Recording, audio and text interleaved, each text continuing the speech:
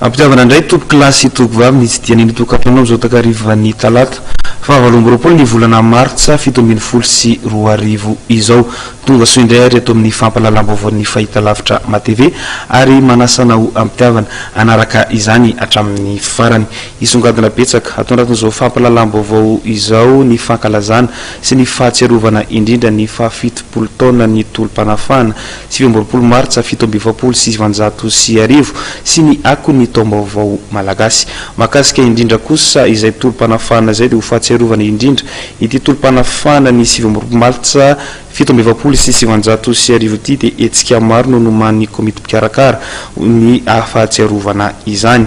isan'izany indrindra ary ny fitokanana takela-pahatsiarovana ny fahafitopolo taona ny tolona 7 martsa 2026 etsy Ambohijatovo izay arahina fametrahana fehezam-boninkazo isy ihany koa ny lanonana pahatsiarovana etsy amin'ny Fasainmahery etsy Mausolée Fort du Chêne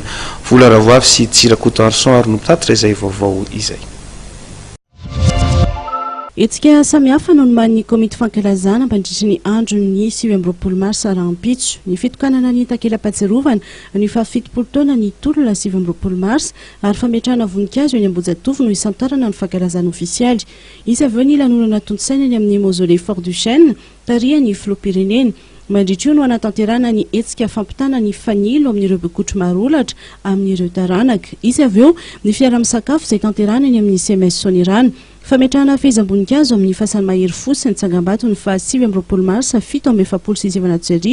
no etsika tarihany filoham-pirenena any Moramanga mandritra ny lanonana ny toerana no anao kabaro any vahoaka malagasy ny filoham-pirenena izy avy eo ny fanokafana fampiratiana tsara mirakitra ny tantarany 7 marsa 7 etsika izay tontosaina eo amin'ny hôtel Bezanozany Moramanga izay tontosaina ny fifanampiana malagasy ny anta ary ny ministeran'ny kolotsaina sy ny vakoka 7 taona ny tolom-panafana mba hiampita ny fanilo ny lasa tsy fanadino io raha tsy aivina aloha hevitry ny ofidiny komity manokana amin'ny fankalazana ny fa 7 taona ny tolom-panafana 7 marsa 7 sy 7